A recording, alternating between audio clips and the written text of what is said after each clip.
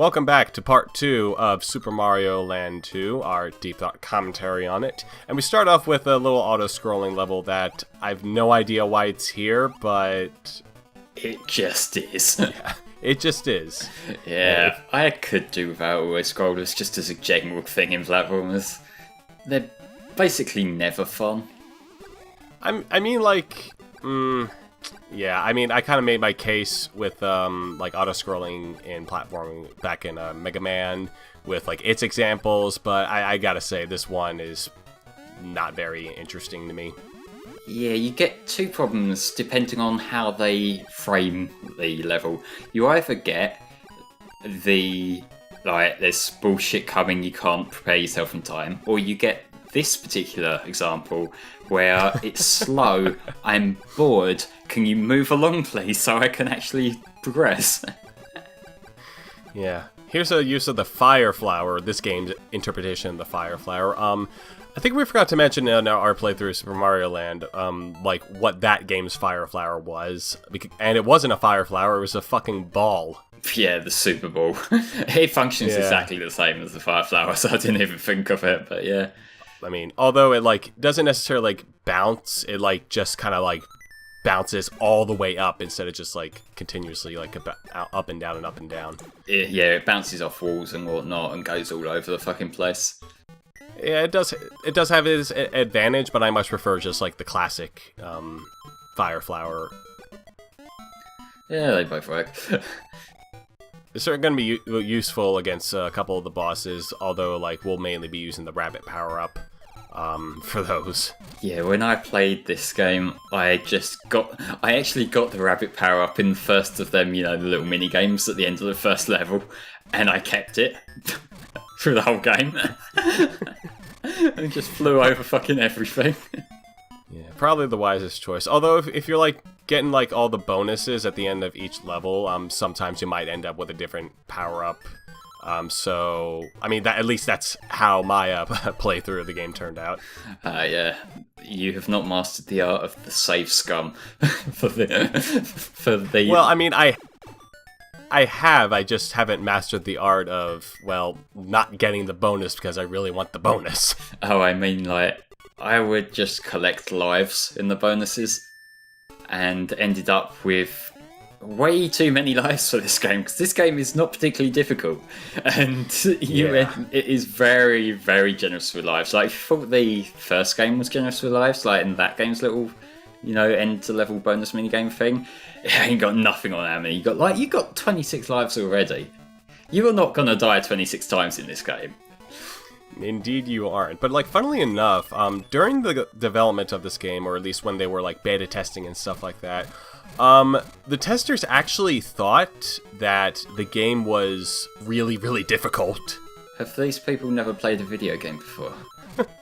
I don't know, that's probably the case, but, I mean, considering the team actually found it, like, too easy, I read that the most challenging aspect of developing this game was fine-tuning that difficulty. And it's a bit of a dilemma, as you can probably tell, because on the one hand, you have the development team who thinks that the game is too easy, and on the other hand, you have the testers who think that the game is too hard. So yeah, just trying to, like, balance that difficulty out so that it's easy enough for casual players to get into it, but it's also difficult enough for more hardcore players to find a challenge in it. I can probably imagine that was quite a difficult task to do. Yeah, that's the kind of thing. Like, I think what that comes down to, a lot of that stuff is subjective, because some people naturally prefer an easier game or a harder game. The thing that is hard to balance there is making sure that it's fair. There is a difference between a game being difficult and a game being unfair. And that is something that people don't tend to describe properly when trying to critique difficulty. Because, like, if the game's difficult because there's a good challenge, then, you know, then there's nothing wrong with the game. Whereas if the game's difficult because, you know, there's bullshit enemy placement or whatever problems you might have with the game, then, you know, that's the problem that is addressing. This game, I'll say, this is just completely on the easy side.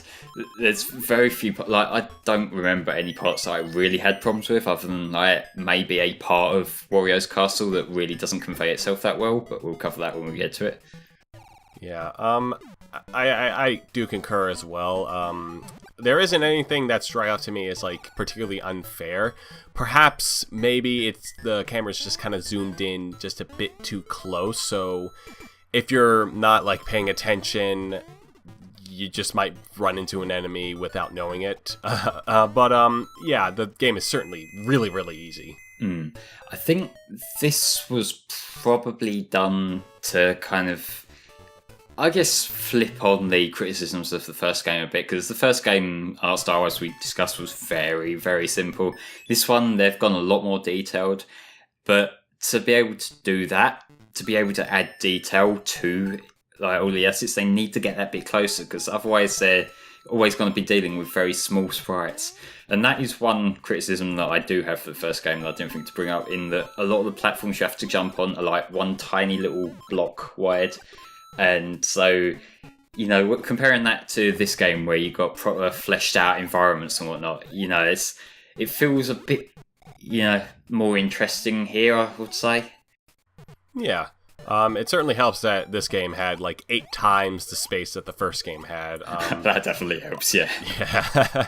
Yeah, like the Game Boy had already been out for about 3 years now, so yeah, like it was inevitable for like more cartridge space to occur, as with pretty much every other games console that took cartridges. That's just the thing, like the mediums always develop over time, like disc-based ones. Yeah. There's normally that point where they start realising actually whatever proprietary format we're using or whatever universal format we're using, depending on the console, they sort of realise that they can add another layer to the disc or whatever. There's always these workaround. You really want to hit that guy, didn't you? You can't. You cannot hit him. Yeah. And like, I can't remember who put them in. I think it might have been who was the producer's name again? What was his name? I can't remember for this game actually, off the top of my head. No, it was the same as Super Mario Land 1, I think. I don't think this was Yokoi. I think it might have been, but regardless, and again, I could be completely wrong. It might have been like the artist who said it himself, but those enemies that you can't kill at all because they fly at like the same pace as you're running. He thought it was just really fucking hilarious. Like every time like someone would try to defeat that thing, he would just like burst out laughing, and I find that really charming. And yeah, you were right. It was Gunpei Yokoi that produced this game as well. Which, contrasting how different this is from the first one, I really didn't expect that, to be honest. But yeah. Yeah, God rest his soul. You're trying again, aren't you? Well, I mean, I really wasn't trying. I was just, like, doing the bunny power-up. They just happened to be there. Sure. Anyway, these particular jumps are always annoying whenever there's a bit of ceiling above you and you have to run that little bit further forward than is comfortable. Except for that part, which, I mean... Well, yeah. I'd imagine it was probably impossible to get to the bell. Or maybe it wasn't. They were just compensated for something. Yeah, maybe. There's another 3 lives you absolutely need. Yep. The 3 lives I'm going to lose in the very next level. Except I won't. I was gonna say. I've got one beef with this zone. It's called the macro zone, as you can tell in like those blaring titles. But I don't know about you, but I'm pretty sure macro means large, or like large scale. And Mario is like very, very tiny in this world. So I don't know why they didn't call it micro zone. Like, well, the zone itself relative to Mario is macro. I don't think it's any sort of shrinking thing. I think the scale you see on the overworld is like everything in this stage is really big and Mario looks relatively small. So it makes sense there that it's like the zone macro is huge. I suppose, but... So this is a sewer rat, and... It's fucking dead. Yeah. It's about as strong as an actual sewer rat. You just jump on it and it'll die. Yeah, it's even easier than that rat enemy from the DuckTales game, Jesus. Yeah, that was like probably the easiest boss in the entire game, although there will be one boss that's probably easier objectively, but it's funny, in my opinion, so... nah. Oh, we're going to the spooky land. Yeah, super, super spooky. And this is it's a bit more, probably the most complicated world because there are 2 secret levels instead of just 1. So, yeah. I love how that opening section there really looks like the first level from Ghosts and Goblins. It's got the exact same environment to it and everything. Better art style. Yeah. This is probably one of the better examples in, like, showcasing just, like, despite how more similar and more, like, kind of traditional Super Mario Land 2 is, at least compared to Super Mario Land, it still has a lot of elements in it that you don't see outside of this game. Like those little Jason heads there, and this vampire kid. Yeah, this again is building up on what I said about the first game in that there's more thematics in this than a typical Mario game. Like, it just feels much more developed as a world. And the fact that this game has a much more present story than the likes of, say, the NES games, I suppose even World to a certain degree, it just kind of, it's much more engaging in that respect. Yeah, certainly. And I gotta ask, which of the game's art style or graphics overall do you prefer, the first or the second one? I think this one is better, but I have a soft spot for Mario Land ones. That is very much a personal preference because I'm a bit of a nostalgia fag, as opposed to like actual objective critique. Because like this does have much more detail. Like the environments are much more distinct. You can tell straight away what every area is based on and whatnot, and that it communicates where you are much better than, say, Land 1 does. But Land 1, I think that lends itself to the gameplay they were trying to go for, of having everything zoomed out. And again, I think that, like I said, it made the best of a bad situation there. I just prefer that overall, just purely as I love this game, and it's not actual input I have. I'm terrible at this, like, unbiased criticism. That's fine. But, I mean, contrary to... Well, I mean, I have to agree with a lot of things you say, but I think because, like, this game is so much more detailed than the first one, I kind of prefer, like, its visual style over the first game's one, which, like, as good as I think it is, especially for, again, what kind of limitations they had, it's probably just a bit too simplistic for my liking. Now, this secret area, this one I haven't actually played this one, I've just missed it on my playthrough, but I kind of don't like how it goes back outside, back onto the overworld like that other secret level. I kind of wish we'd had, like, kept everything in the pumpkin zone within the pumpkin zone, you know? I don't know, maybe they couldn't think of something to, like, stick inside that world. I would have maybe preferred, like, a casket, or, I don't know, something along those lines. I don't know why I said a casket. Just something spoopy, you know?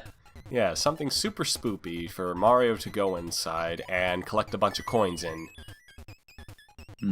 But, nah, like, this, I see you're getting a lot of lives here. Why is the exit, like, halfway through the level? I have no idea. There are a lot of really weird design choices in this game. I suppose it's not quite as weird as the first game, but yeah, I'm starting to see what you mean. These things are fucking ugly. Cyclops with its tongue out. Lovely. I don't know. I think they're kind of cute. I mean, if they were like going for a more realistic approach, they could probably make it like super, super ugly, but meh. I've got to point out, I love how, because you were flying there were probably like about 3 seconds straight where the entire screen was just black and Mario. Like, you couldn't see anything from the level itself. With me, like, not save scumming during the bonuses, sometimes things like getting a mushroom while having the rabbit power up so you get a lesser power up will happen. Why do they let you power down? That just seems really counterintuitive. Like, you know, because it's instinctive, isn't it? You see an item rolling on the floor in the game, you just think, right, I'll go pick that up. It's just instinctive. You don't really think about, well, no, this one's weaker than what I have, so it will turn me down. Yeah, I'm pretty sure with like the previous Mario games, if you had like the fire flower power up and you got a mushroom, it didn't like revert back to the super mushroom power up, and you still had the fire flower. So yeah, again, that's a odd design choice. I mean, it's super easy to get power-ups in this game regardless, but eh. Well, if you think of like the NES game, like Super Mario Bros., I'm not sure about the later ones. I haven't really put much time into them, but that game was designed in a way that any new power-ups that come onto the screen are an enhancement. So, like, once you've got a fire flower, you're not going to see any more mushrooms come on unless you lose that fire flower. So all the placements were designed with that in mind. Whereas here, like, you do see a lot of mushrooms show up, even if you've got a better one. Yeah. Although, now that I think of it, like, Super Mario Brothers: The Lost Levels had that poison mushroom, which, True. yeah, that kind of reverted back, but that was more like an obstacle. And the super mushroom in here, like, if you're getting it while you're Mini Mario, it's not, like, gonna kill you like the poison mushroom would. It's just gonna, like, turn you into Super Mario. So, yeah, perhaps this is, like, like, if you think about it, and, like, from my view, perhaps it was, like, a way to kind of maybe make the game just a tad more challenging. Like, don't get this power-up while you have these other power-ups, or you're going to become slightly weaker. I don't know, that seems like another thing that's slightly an oversight. I think if they were gonna do something like that, it'd be the sort of thing where it'd either be an actively damaging thing, like the Lost Levels mushroom, or they would just have, like, different variations. Because you could easily have it as, like, what some of the later games do, where, like, once you've got your mushroom and your Big Mario, then you see all different ones come up. Like, you get the fire flower, the ice flower, like, in this one, like, they would probably do it so the rabbit ears count, things like that. And, you know, so it's like you can get equivalents, but you're not going to downgrade. Yeah, well, I mean, that's completely justifiable and most objectively true, but I'm feeling super pretentious today, so I'm going to say my description is the right one. Well, too bad. Fuck you. Yeah, you got some more spooky cauldrons and spooky tentacles, chopped up tentacles as well. Ew, get them away from me. I've seen enough hentai to know where this is going.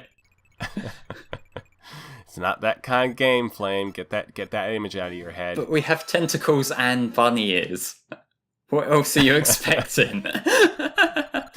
Yeah, now that you point that out, I don't know. Enjoy never being able to unsee that. Now we get to the witch. Which boss is this even? It's a witch! See, I am funny. Now, this one can warp all over the screen, which means you can't necessarily do the thing where you just bop her several times in a row like you can with the other bosses. But still, as long as you stay off of the lid that's about to blow up, you'll be fine. Just be a bit cautious of not jumping too high, because them spikes on the ceiling do hurt. Indeed they do, but regardless, now we have 4 of the golden coins. Yay. Of which I don't think we've referenced at all, even though that's the game's subtitle, 6 golden coins. We'll talk about them next part, yeah. Yes, and speaking of which, we'll see you guys in the final part of Super Mario Land 2.